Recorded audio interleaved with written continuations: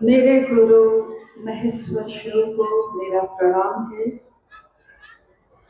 इस कालखंड के प्रथम शिव के शिष्य और हम सबों के परम आदरणीय वरेण्य गुरु भ्राता साहब श्री के चरणों में मेरा प्रणाम है। शक्ति स्वरूपा माँ नीना मानंद जी के चरणों में मेरा प्रणाम है और दीमापुर के इस स्थान पर उपस्थित विभिन्न स्थानों से आए हुए सभी गुरु भाई गुरु बहन के चरणों में मेरा प्रणाम।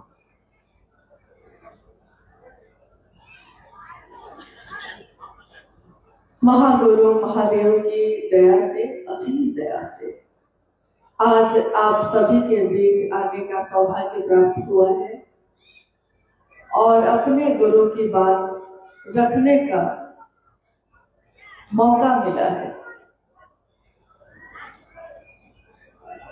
आज दीमापुर की इस धरती पे जो सूचना दर्ज हो,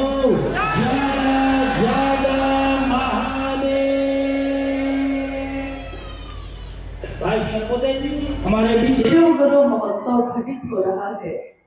ये उत्सव है उन सभी शिव शिष्यों का जिन्होंने महेश्वर शिव को अपना गुरु माना है और लंबे समय से गुरु के कार्य में अपना योगदान दिया है, अपनी सहभागिता दी है। आप गौर करेंगे कि इस कार्यक्रम के साथ लिखा हुआ है शिव गुरु महोत्सव एक पूर्णतः आध्यात्मिक आयोजन। ये कोई धार्मिक आयोजन नहीं है, ये आध्यात्मिक आयोजन है। आध्यात्म की बात जब भी हम करते हैं, जब भी हम आध्यात्मिक बात करने की कोशिश करते हैं, तो आध्यात्म जो है इसका अर्थ होता है जाति, धर्म, संप्रदाय, वर्ण सबसे परे, इन सबसे ऊपर की बात हो रही है। ये किसी जाति विशेष की बात नहीं हो रही, ये किसी विशेष धर्म की बात नहीं हो रही, ये न तो वर्ण की बात हो रही है, ना तो पुरुष और स्त्री की समानता की बात हो रही है। ये बात हो रही है शिव के गुरु स्वरूप की और उनका शिष्य बनने की। और याद रखिए कि कोई भी जब गुरु और शिष्य परंपरा की बात होती है तो उसमें किसी भी तरह का बंधन, किसी भी तरह के नियम लागू नहीं किए जाते। कोई भी शिष्य बन सकता है। गुरु अगर जगत के हो, जगत गुरु हो, तो वो किसी को नहीं कह सकते कि मैं तुम्हारा शिष्य, तुम्हारा गुरु बनूंगा और मैं तुम्हारा गुरु नहीं बनूंगा।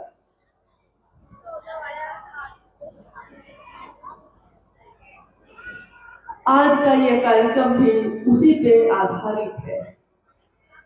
आध्यात्म का अर्थ होता है खुद की खोज, स्वयं की खोज। मैं कहाँ से आया हूँ, मैं कौन हूँ, क्या उद्देश्य है मेरे इस जीवन में आने का और मैं कहाँ लौट कर चला जाऊंगा, ये कोई नहीं जानता। जब कोई जन्म लेता है और लोगों को पहचानना शुरू करता है तो उसको पता चलता है कि मैं अमुक व्यक्ति का पुत्र हूँ, इनका भाई हूँ। लेकिन एक दिन उसके इस शरीर की फिर वृद्ध होकर अंत होता है, मृत्यु होती है। फिर वो कहा जाता है, वो ऊर्जा जो उसमें पैदा हुई थी, वो ऊर्जा जैसे ही उस शरीर से निकलती है और वो शरीर फिर निर्जीव हो जाता है, खत्म हो जाता है।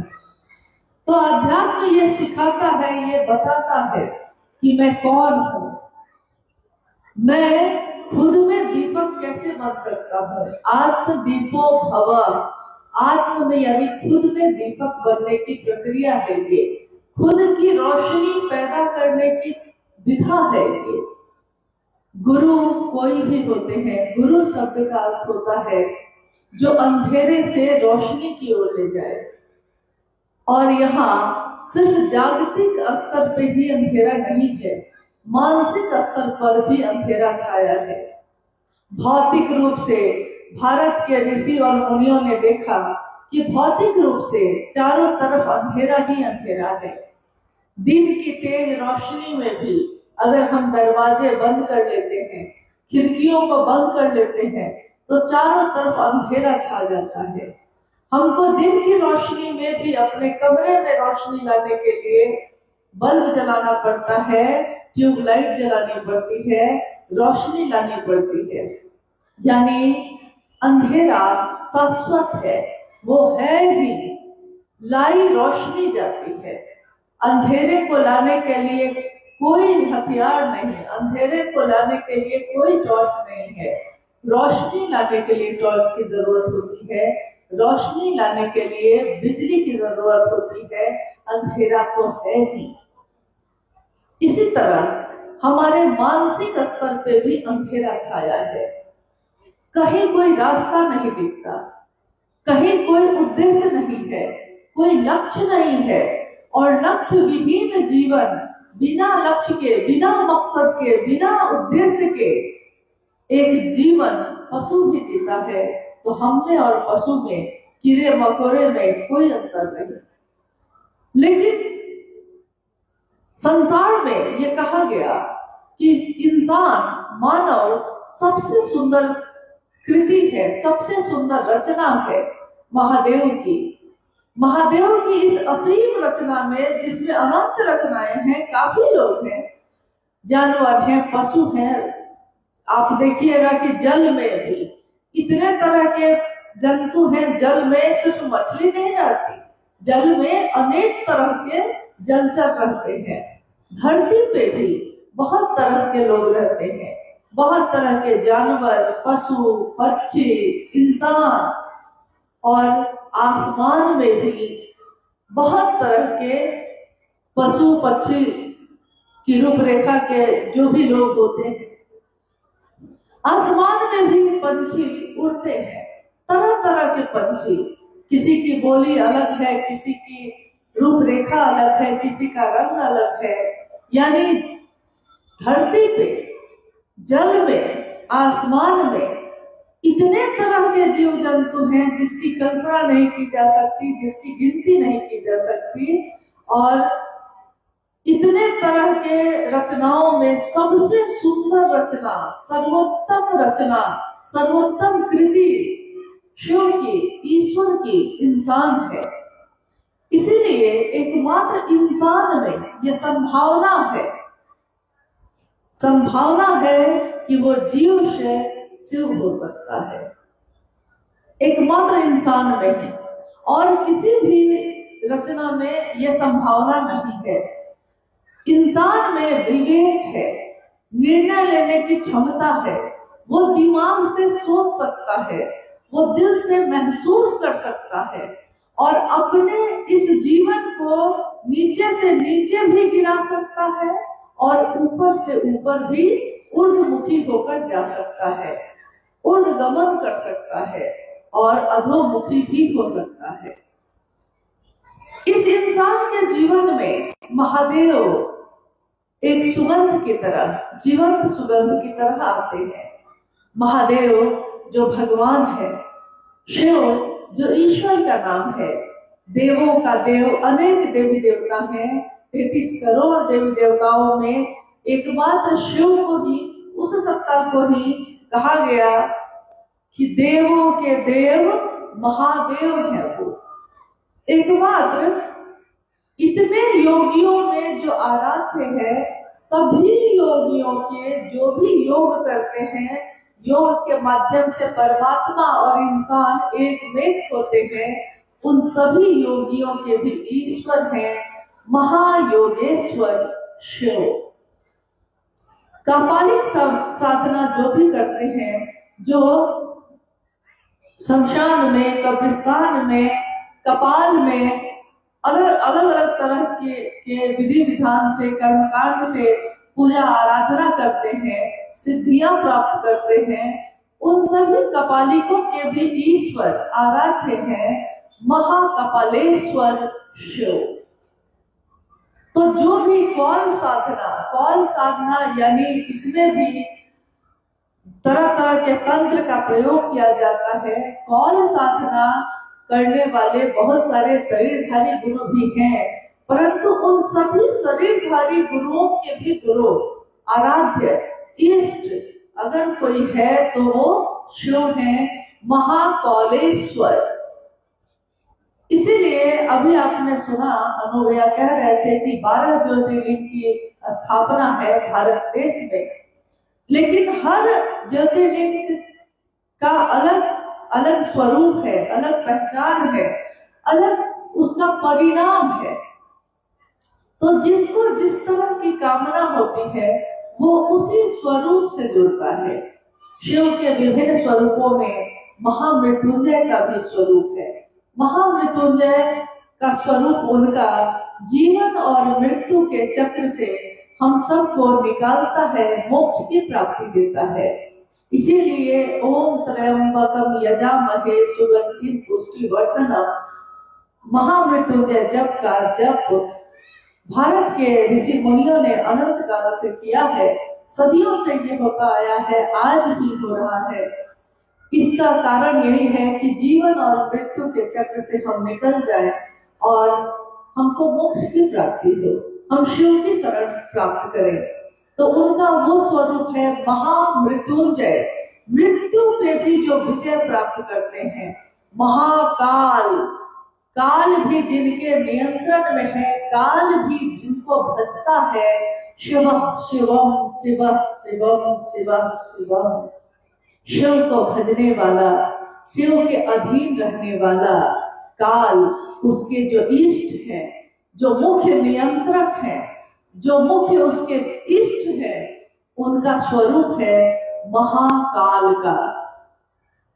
और महादेव के हजारों नाम हैं। नीलकंठ है वो, त्रिलोकीनाथ है वो, त्रयंबक है वो, 3 नेत्रों वाले हैं, उमा के पति हैं, गणेश के पिता हैं, और अपने गणों के, अपने मित्रों के, अपने जो उनके अनुचर हैं, उनका अनुसरण करने वालों के वो गणाधीश्वर भी हैं और गणाधीश्वर के भी ईश्वर हैं। इसीलिए शिव अपने गणों से जाने जाते हैं। शिव अपने गणों से घिरे होते हैं। उनके लोगों में, उनके आदमियों में, शिव के जो लोग हैं उसमें कैसे कैसे लोग हैं। देवी देवता भी हैं, राक्षस भी हैं, भूत प्रेत भी है, पिशाच भी है। यानी शिव एक ऐसी सत्ता है जहाँ सभी समान रूप से हैं। ईश्वर के रूप में वो समदर्शी हैं, सबको समान रूप से देखने वाले हैं, वो कभी भेद नहीं करते। इसलिए महादेव अत्यंत से अत्यंत साधारण लोगों के भी इष्ट हैं। महादेव एक ऐसी सत्ता है जो सबको अपने नजदीक लाते हैं। इसलिए उनका एक नाम और है बाबा। बाबा नाम से जाने जाते हैं क्योंकि बाबा उसको कहते हैं जो पिता से भी ज्यादा प्रिय हो, जिसने जन्म दिया है उसको भी जन्म देने वाला उस सत्ता को कहा जाता है बाबा। तो महादेव को बाबा भी कहा जाता है। महादेव को भोला भी कहा जाता है। वो भोला है, भोला बन के बैठे हैं, परंतु क्या वो भोला बन के जो बैठे हैं वो भोला है जो किसी से अब घोर नहीं होता, जो कभी भी तरंगों में नहीं होता, जो कभी भी किसी के व्यवधान देने से चिंतित नहीं होता। उनका वो स्वरूप है अघोर। इसीलिए शिव को अघोरेश्वर भी कहते हैं। अघोर का अर्थ होता है जिसमें कहीं कोई तरंग नहीं, हर जगह शांत है, एक समान है, परम शांति जहाँ जाकर उपलब्ध होती है। शिव का वो स्वरूप है अघोर का। इसलिए महादेव अघोर है और उनकी अनंत शक्तियां हैं, बहुत सारी शक्तियां हैं। बड़ी से बड़ी 10 महाविद्या से लेकर न्यून से न्यून शक्तियों के धारक शिव है। शिव अपनी शक्तियों से जाने जाते हैं। शिव की एक देवी, शिव की एक शक्ति ऐसी है जिनको अघोरा कहा गया, वो है माँ काली। इसलिए कहा गया क्योंकि वो काल से परे की देवी मानी गई है। जो काल के परे है, यानी वहां कुछ भी पैदा नहीं हुआ, कोई सृष्टि अभी नहीं बनी, कहीं भी कोई तरंग नहीं है। तो देवी माँ काली अघोरा है और शिव अघोर है। शिव जब अपनी समस्त शक्तियों के साथ सुसुप्त अवस्था में, शांत अवस्था में बैठे हैं और उनके मन में एक इच्छा तरंग के रूप में पैदा होती है। इच्छा है एक को हम बहुत श्याम, मैं एक हूँ अनेक हो जाऊं। अनेक होने की जैसे ही इच्छा होती है, शिव की इच्छा में बल है, शिवेच्छा बली असी, यानी शिव की ही इच्छा में परम बल है। हमारी आपकी इच्छा में भी बल है, परंतु बहुत थोड़ा सा है। जिसकी इच्छा में बल ही बल है वो शिव है। इसलिए जैसे ही शिव इच्छा करते हैं कि सृष्टि बननी शुरू होती है, आकाश बनता है, हवा बनती है, अग्नि बनती है, जल बनता है और पृथ्वी बनती है। 5 तत्वों और 3 गुणों से ये पूरा संसार बना है और 5 तत्व और 3 गुण से ये मानव का शरीर भी बना है। इसीलिए 5 तत्वों को बनाने वाला शिव, अगर शिव में ये 5 तत्व ना होंगे तो वो बनाते कैसे? इसलिए हमारे आपके शरीर को जिसने बनाया है, हमको आपको जिसने पैदा किया है, वही हमारा सबसे सही गुरु हो सकता है। शिव को जगत गुरु कहा गया। गुरु, सदगुरु और जगत गुरु। तो गुरु शब्द का अर्थ होता है जो अंधेरे से रोशनी की ओर ले जाए। साहब श्री हरिनानंद जी ने गुरु शब्द की एक और व्याख्या की।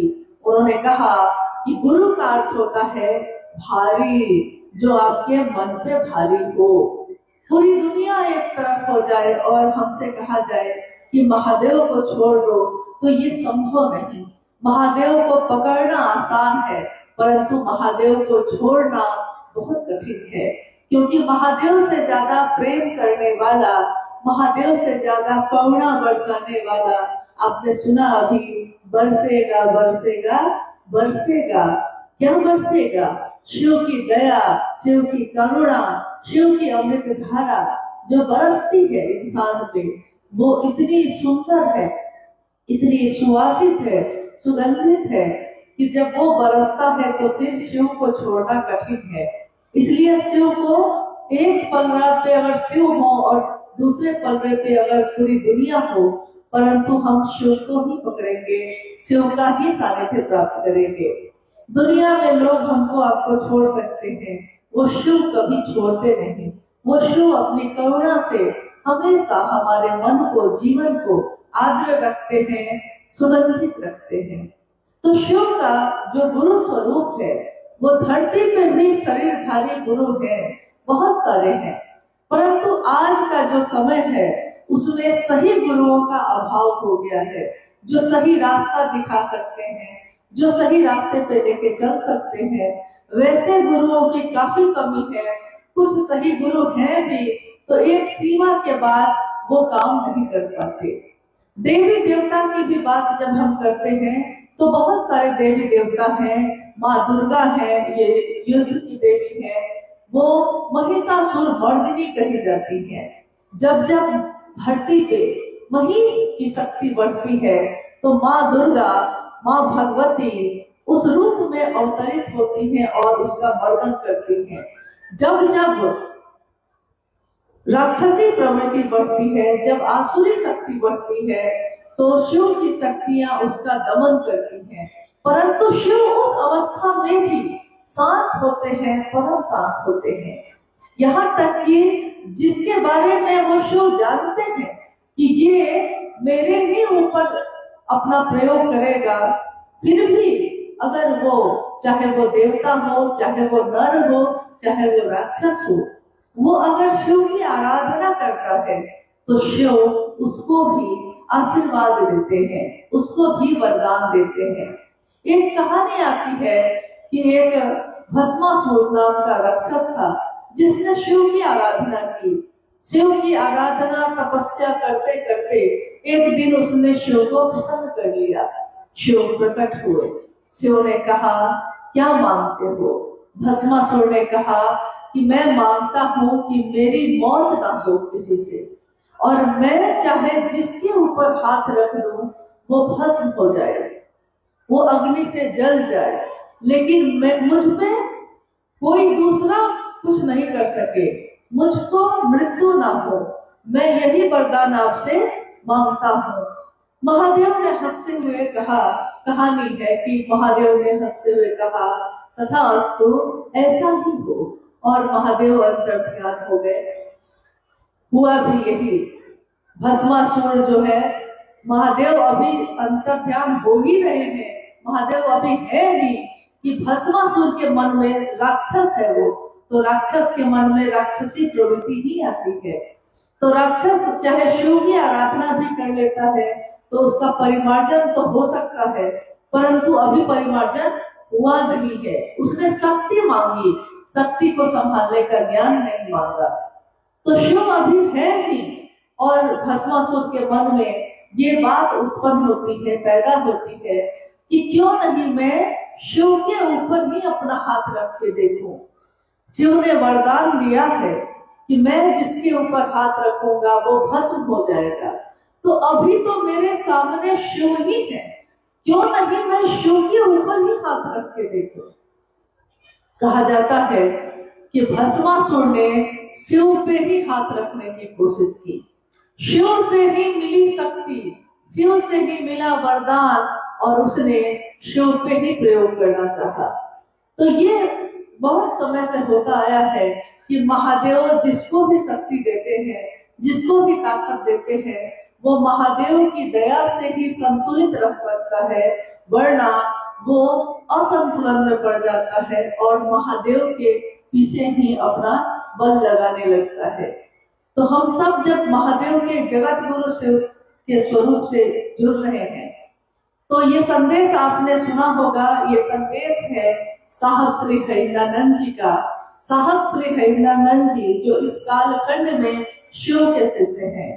आपने सुना अभी कि शास्त्रों में, उपनिषदों में बहुत लंबे समय से अनेक शिव शिष्यों की उल्लेख उनका किया गया है, जिसमें शिष्य हैं, प्रशिष्य हैं। बाबा मच्छिंद्र नाथ जो है वो शिव के शिष्य हैं। दधी जी, अगस्त्य, ये सब शिव के शिष्य कहे गए। देवताओं के गुरु बृहस्पति हुए और बृहस्पति के गुरु भी शिव हैं। राक्षसों के गुरु शुक्राचार्य हुए, शुक्राचार्य के गुरु भी शिव हैं। तो जो भी गुरु पद्धति है, जो भी गुरु शिष्य परंपरा है, उसमें शिव ही परम गुरु माने गए। गुरुओं के गुरु, सदगुरुओं के गुरु शिव हैं। इस कालखंड में जो शिव के शिष्य हुए, क्योंकि शिव के शिष्य तो पहले भी हुए हैं, इस कालखंड में सन 1948 में 31 अक्टूबर को साहब श्री हरिनानंद जी का जन्म हुआ सिवान के अमरोरी नामक ग्राम में। और जिस दिन उनका जन्म हुआ उस दिन दीपावली थी। दीपावली की रात थी वो, सुबह उनका जन्म हुआ, रात में दीपावली मनी और उनके पिता डॉक्टर विश्वनाथ प्रसाद सिंह, माता राधा देवी ने अपने पहले पुत्र की प्राप्ति की। साहब हरिनानंद जी का जीवन आगे बढ़ता है।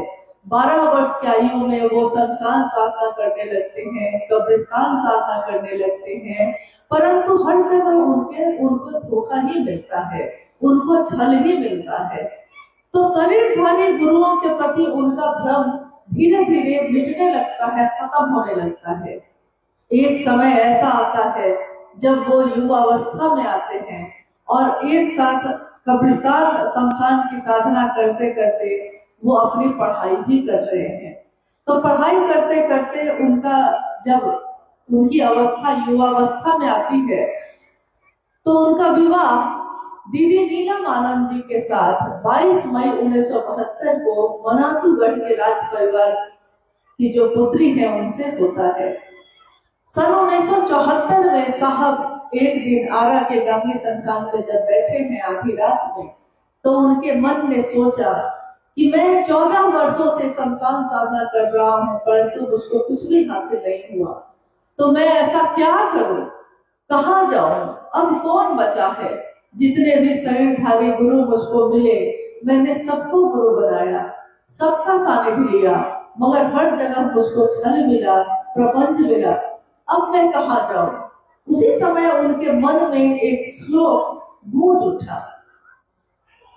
श्लोक है गुरु की वंदना, जो हमारे शास्त्रों में लिखी गई है और हमारे घर परिवार में ये पढ़ा जाता है। गुरुर ब्रह्मा गुरुर विष्णु गुरुर्देवो महेश्वर, गुरु साक्षात पर ब्रह्म तस्मै श्री गुरुवे नमः। यानी गुरु ब्रह्मानी शक्ति के होते हैं, गुरु वैष्णवी शक्ति के होते हैं, गुरु रुद्रानी शक्ति के होते हैं, यहाँ तक कि गुरु पर ब्रह्म कहे गए। तो साहब श्री के मन ने तत्काल सोचा कि जब गुरु भगवान होते हैं, और उल्टा सोचा उन्होंने उस समय कि गुरु भगवान होता है यानी वो भगवान भी गुरु होगा, तो भगवान गुरु क्यों नहीं। उन्होंने भगवान शिव को जाना था, शिव को समझा था, तो उन्होंने भगवान शिव को ही अपना गुरु बना लिया और कहा, 3 शर्तें लगाई उन्होंने। उसी समय आरा के गांगी शमशान में आधी रात में शिव को गुरु बनाकर अपने गुरु शिव से कहा कि आप जो तस्वीर में दिखते हैं वैसे आइएगा तो मैं आपसे कुछ नहीं सीखूंगा, आप इंसान के रूप में आइएगा तब भी मैं आपसे कुछ नहीं सीखूंगा, और आप अगर अब जो बताएंगे, आप जो समझाएंगे, आप जो मुझको देंगे, अब मैं वही क्रिया करूंगा, वही साधन करूंगा। पूर्व से जितने भी काम मैंने किए हैं, जितनी भी साधना उपासना की है, जितने भी मंत्रों का जप किया है, उन सभी मंत्रों को मैं छोड़ता हूँ और अब आप जो बताएंगे वही मैं करूंगा। सन 1975 में मुजफ्फरपुर जिला है, लीची के लिए प्रसिद्ध है और जागृत जगह है। वहां के तुर्की नामक स्थान पे साहब श्री हरिनानंद जी अपने पिता के यहाँ गए हैं। उनके पिता उसी बीएड कॉलेज के प्रिंसिपल हैं। साहब हरिनानंद जी वहां एक आम के पेड़ के नीचे बैठे हैं और जैसे हवा चल रही है, शांत माहौल है, चारों तरफ से हवा के झोंके आ रहे हैं, जा रहे हैं। अचानक उनके मन में देखा कि एक झोंका आता है और नमः नमः मंत्र उसके साथ, हवा के झोंके के साथ उनकी सांसों पे चढ़ता है, शिवाय उतर जाता है। साहब के हाथ में उनके कमरे की चाबी थी, वो उनके हाथ से छूट जाती है और वो कहते हैं कि जब भी किसी के जीवन में चमत्कारिक घटना होती है, कोई अलौकिक घटना होती है, या वो काफी दुख में पड़ जाता है या काफी सुख में पड़ता है, तो उसके मुंह से, उसके मुख से अपनी भाषा निकलने लगती है। तो साहब की भाषा जो है, जो मातृभाषा है, वो भोजपुरी रही है। तो उनके मुंह से निकला कि अरे रे रे रे रे एकरे तक खोजत रही। ये बात सुनते ही उनकी माँ जो अंदर आंगन में सामने में दिख रही है, कुछ काम कर रही है, माँ राधा देवी पूछती है कि बरकू कहाँ भुलाइल रहे जे मिल गए। साहब कहते हैं कि चाबी भुलाइल रहे माँ, मिल गई। साहब ने कहा कि आध्यात्म की चाबी मेरे हाथ लग गई। नमः शिवाय शिव का प्राण मंत्र है, नमः शिवाय शिव का पंचाक्षर मंत्र है, और मेरे हाथ में ये मंत्र जो मेरे सांसों में आया है, मेरे हाथ में एक ऐसी चाबी आई है जिसने आध्यात्म के रास्ते खोल दिए, जिसने आध्यात्म की चाबी दे दी। आज तक आध्यात्म में या धर्म में कोई न कोई शरीरधारी गुरु है, कोई न कोई शरीरधारी अस्तित्व है जो कहता है कि मैं तुमको पहुंचाऊंगा ईश्वर के पास। परंतु आज ईश्वर तो था, पहले भी इंसान भी था, ईश्वर भी है, दुनिया भी है, दुनिया में रहने वाले इंसान भी है, परंतु ईश्वर के पास पहुंचेंगे कैसे, उसको गुरु कैसे बनाएंगे, कौन सा रास्ता है वो, ये रास्ता बना हुआ नहीं है। अगर रास्ता नहीं बना हो तो मंजिल पे पहुंचना बहुत कठिन है। साहब ने कहा रास्ता मिल गया उस अध्यात्म पे चलने का, और यही आह्लाद जो उनके मन में पैदा हुआ, ये खुशी जो उनके मन में पैदा हुई, तो उन्होंने दूसरों से भी कहना शुरू किया। सन 1982 में अपने को शिव का शिष्य बनाने के 8 वर्षों के बाद इस बीच में उन्होंने मात्र अपनी पत्नी नीलम दीदी को ये कहा कि नीलम, मैंने शिव को अपना गुरु बनाया है, तुम भी शिव को अपना गुरु बना लो। इसके सिवा उन्होंने किसी से नहीं कहा।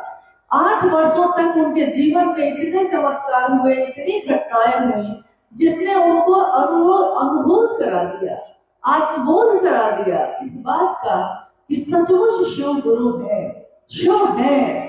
इसीलिए साहब श्री ने उस समय जब पहली बार लोगों से शिव की बात करनी शुरू की मधेपुरा जिला में 1982 में, तो उन्होंने कहा कि शिव आज भी गुरु है।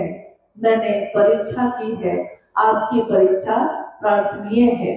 मैं प्रार्थना करता हूँ कि आप मेरे कहने से शिव को गुरु मत बनाइए। मैं तो कह रहा हूँ आपको, परंतु आप अगर परीक्षा लेना चाहते हैं महादेव की, तो महादेव की परीक्षा ले लीजिए कि शिव आज भी गुरु है कि नहीं। और अगर ये परीक्षा आप लेते हैं और आपको आत्मानुभूति होती है, आपके आत्मा के तल पे एक अनुभूति होती है, तब आप उस शिव को छोड़िएगा नहीं, उस शिव को के साथ अपने जीवन को चलाइएगा। साहब श्री ने कहा कि कोई शास्त्रों को पढ़ के शास्त्र का ज्ञाता हो सकता है, कोई मंत्रों का जप करके मंत्रविद हो सकता है, मंत्रों का ज्ञाता हो सकता है, परंतु अनुभूति आत्मा के तन पे पैदा होती है। महसूस करने के लिए हृदय से उसको महसूस करना पड़ता है। ऐसे सुनने से या पढ़ने से सिर्फ वो अनुभूति नहीं होती, उसके लिए यात्रा खुद करनी पड़ती है। इसलिए शिव के शिष्यता की यात्रा हर व्यक्ति की अपनी यात्रा है। हम भीड़ में रहते हैं, परंतु हर व्यक्ति की अपनी अकेले की यात्रा है। क्योंकि जब भी हम शिव को गुरु बनाते हैं, पहला सूत्र ही हमारा है, हे शिव, आप मेरे गुरु हैं, मैं आपका शिष्य हूँ, मुझसे इस पर दया कर दीजिए।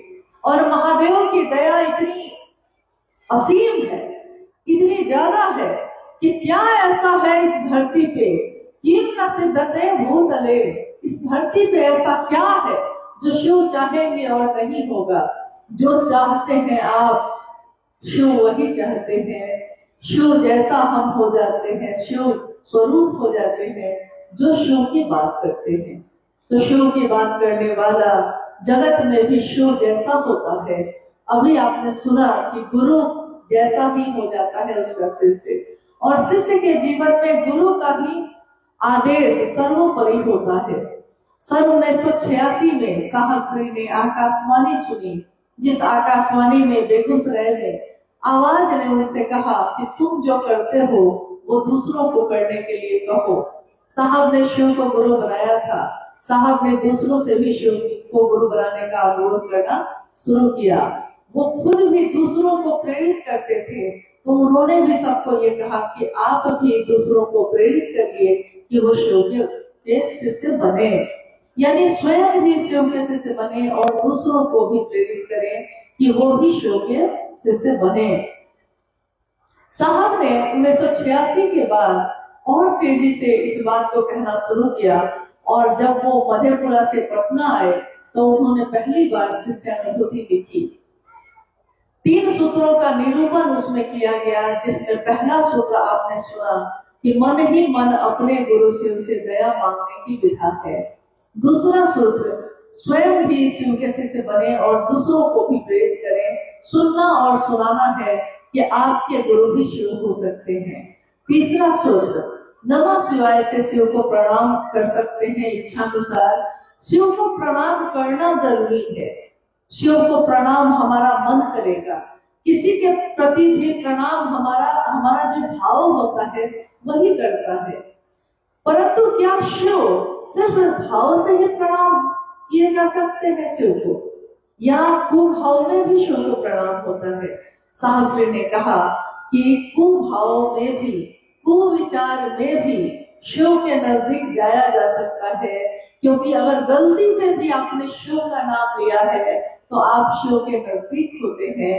बिना भाव के भी अगर आपने शिव को गुरु बना लिया है, कोई विश्व का मानव, अगर विश्व का मानव शिव को अपना गुरु बनाता है, अपना शिष्य भाव देता है तो शिव को गुरु के रूप में उस मानव के अभ्युदय का भार उठाना ही पड़ता है।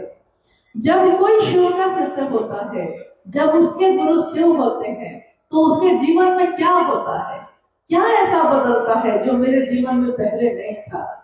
हमारे जीवन में जैसे ही शिव से सतत प्रवाहित दया भाव, शिव का अनुग्रह भाव, दया भाव, जिससे वो जीव से शिव बनाते हैं, वो दया का भाव जब शिव से सतत प्रवाहित होता है तो व्यक्ति के यानी इंसान के चिंतन की धारा को से जैसे ही वो मिलता है, व्यक्ति की चिंतन धारा और शिव की दया जो सतत प्रवाहित है, लगातार प्रवाहित है, व्यक्ति के चिंतन धारा से मिलते ही वो सभी तरह के स्वार्थ जनित तटबंधों को तोड़ देती है।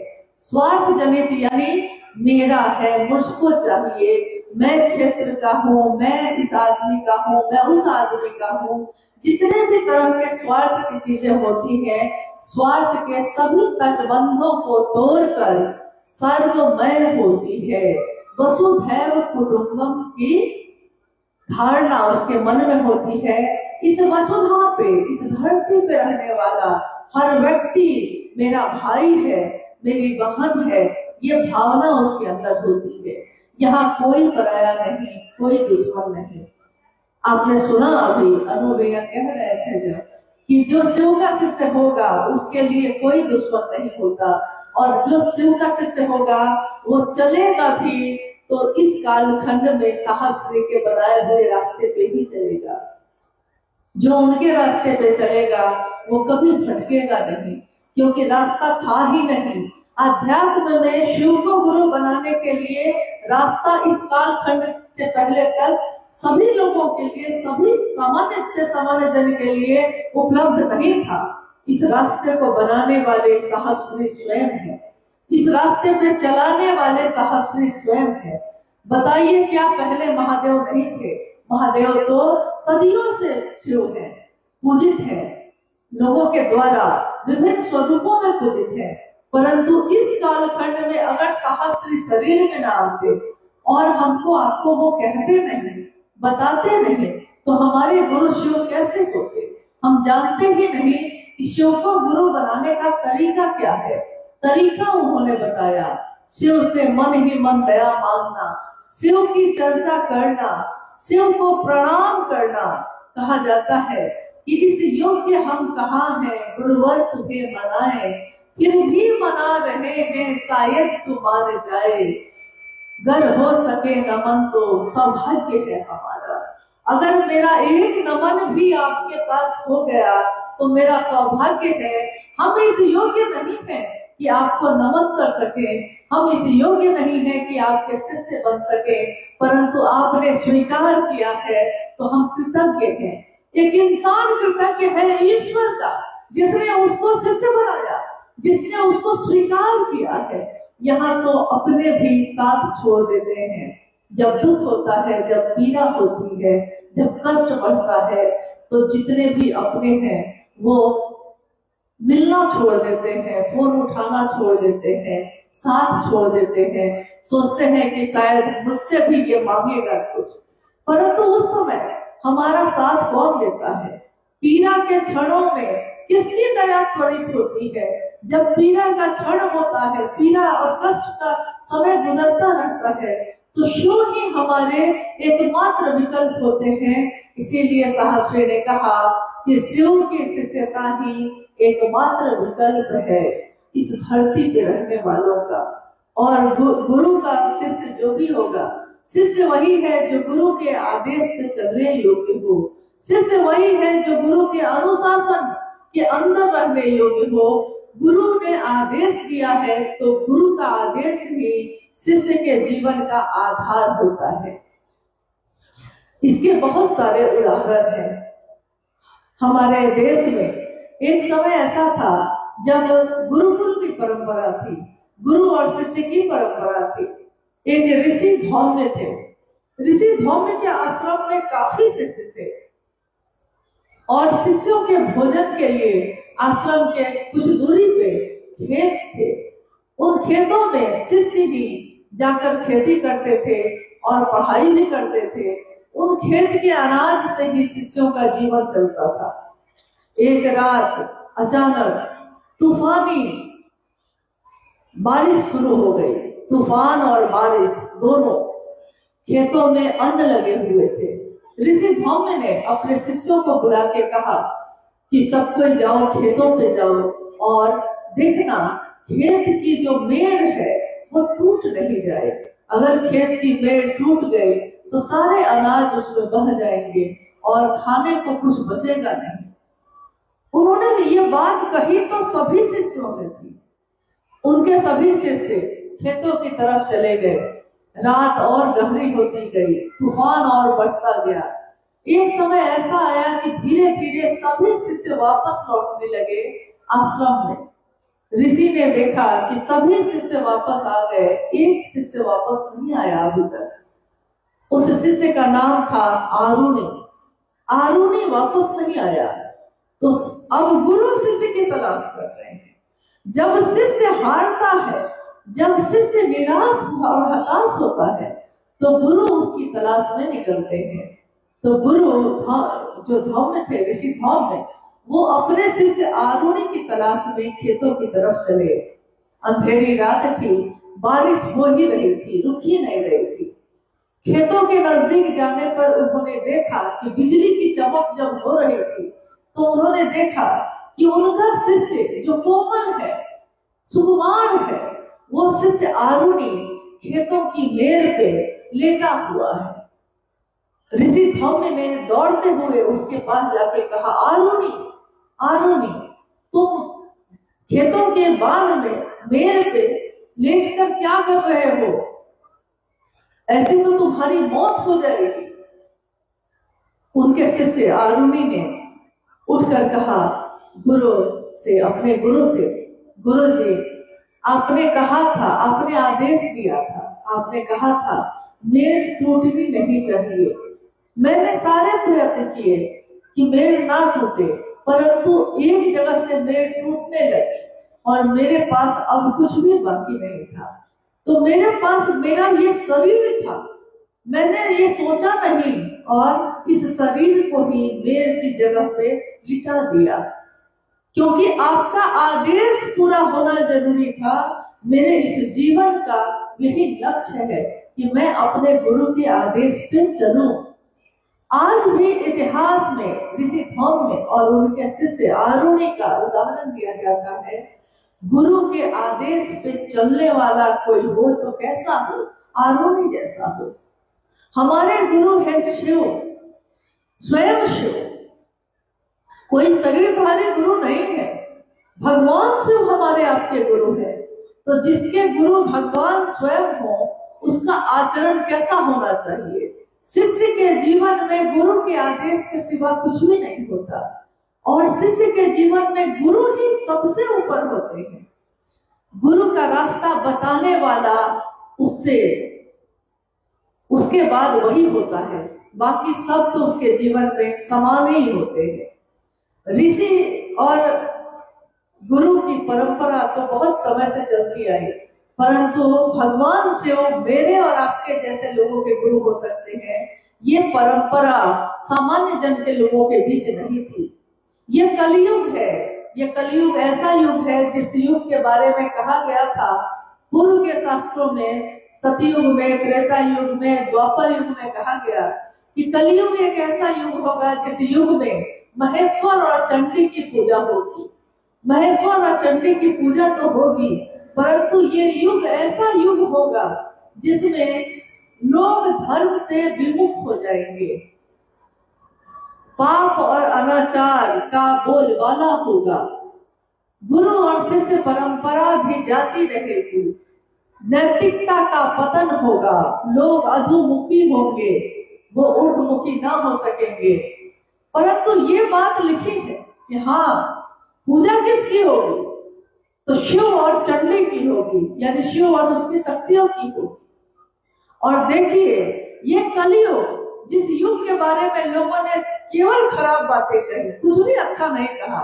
किसी ने नहीं कहा आज से पूर्व भविष्य में क्या होगा, तो किसी ने नहीं कहा कि हाँ कलयुग में कुछ अच्छा होगा। सबने कहा कि कलयुग में खराब ही खराब होगा। परंतु एक शिव के शिष्य का अवतरण हुआ, एक शिव का शिष्य इस कालखंड में हमारे आपके बीच आए और उन्होंने इस युग की रूपरेखा ही बदल दी। आज करोड़ों शिव के शिष्य अपने जीवन में शिव को गुरु बना के चल रहे हैं और इसी कलयुग में नैतिकता उनके जीवन में बढ़ती चली जा रही है। वो धर्म और आध्यात्म की तरफ रास्ता बढ़ा रहे हैं अपना और नमः शिवाय मंत्र से शिव को प्रणाम कर रहे हैं। शिव पुराण में एक जगह पर उल्लेखित है कि एक समय जब ऐसा आएगा, जब कलयुग का समय होगा, तो लोगों के पास, दुनिया के लोगों के पास एकमात्र उपाय बचेगा नमः शिवाय, यानी शिव का प्राण मंत्र ही हमारे प्राणों को बचा सकता है। तो देखिए क्या संयोग है कि इस कालखंड में साहब श्री आए और उन्होंने हम सबको शिव का शिष्य बनाया। शिव का शिष्य बनाया ही नहीं, दूसरों को भी शिव का शिष्य बनाने के लिए प्रेरित किया।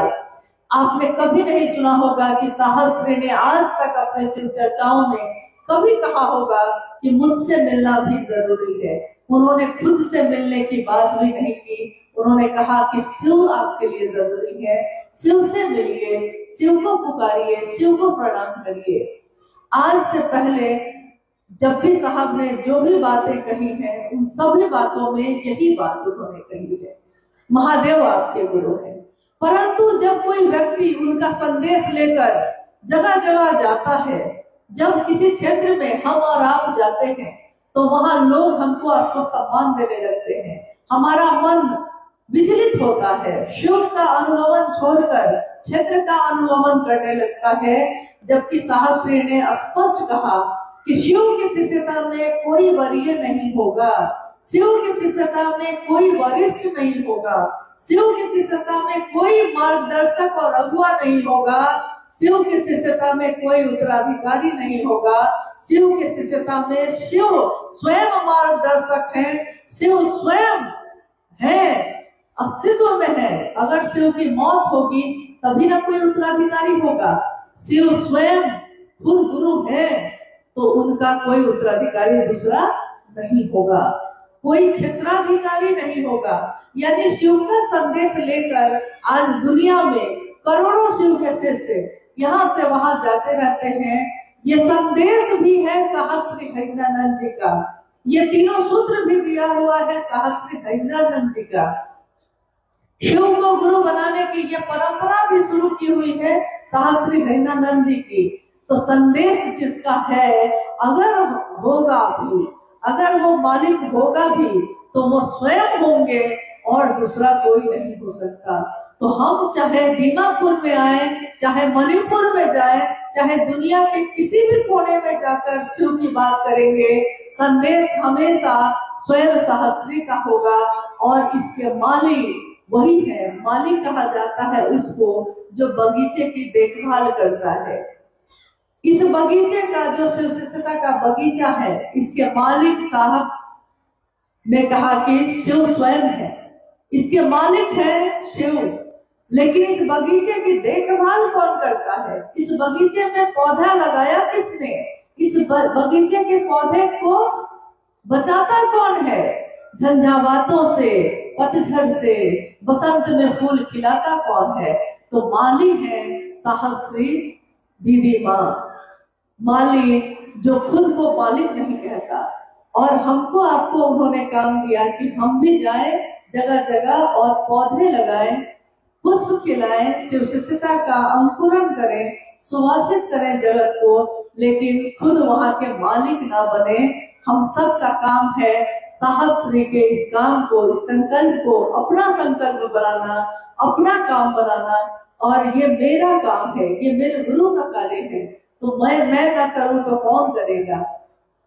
इस तरह आज भी सभी जगह पे लोग महादेव का काम कर रहे हैं, अपना गुरु कार्य कर रहे हैं, चलते जा रहे हैं। आज दीमापुर की इस धरती पे भी आप सभी गुरु भाई गुरु बहन जो यहाँ इकट्ठे हुए हैं अपने गुरु महादेव के लिए ही इकट्ठे हुए हैं, और आप धरती पे चाहे जहां भी जाइएगा अपने गुरु का संदेश ही दूसरों तक लेकर जाइएगा। आइए आज के इस कार्यक्रम में अगर कोई जिज्ञासा आई है तो हम लोग उस पर भी बात करें। आप सुबह से यहाँ उपस्थित हैं, आप में से बहुत लोगों को फिर जाना भी होगा। कुछ ही देर में ये कार्यक्रम समापन की ओर जाएगा, परंतु कार्यक्रम का समापन होता है शिव गुरु कार्य का नहीं, इसका तो शुभारंभ होता है हर जगह हर पल, और वहाँ साक्षी रूप में उपस्थित होते हैं हमारे साहब और दीदी। आज इस धरती पे भी उनकी उपस्थिति को हम सब अनुभव कर रहे हैं। यहाँ हर जगह पे उन्हीं की पंक्तियां लगी हुई हैं। शिव का शिष्य होने के लिए केवल अस्थाई शिष्य भाव अनिवार्य है। माँ नीलमानंद जी की पंक्ति जो इस तरफ बैनर पे मैंने देखी है कि मैं जब उन्होंने शिव शिष्यों से कहा था कि मैं छाया बनकर आपके साथ रहूंगी बशर्ते गुरु कार्य में बेईमानी नहीं। जो गुरु का कार्य करेगा, जो अपने शिव का कार्य करेगा, जो शिव की बात करेगा, वो कभी बेईमानी नहीं कर सकता। वो शिव के लिए शिव का काम करेगा, अपने लिए नहीं करेगा।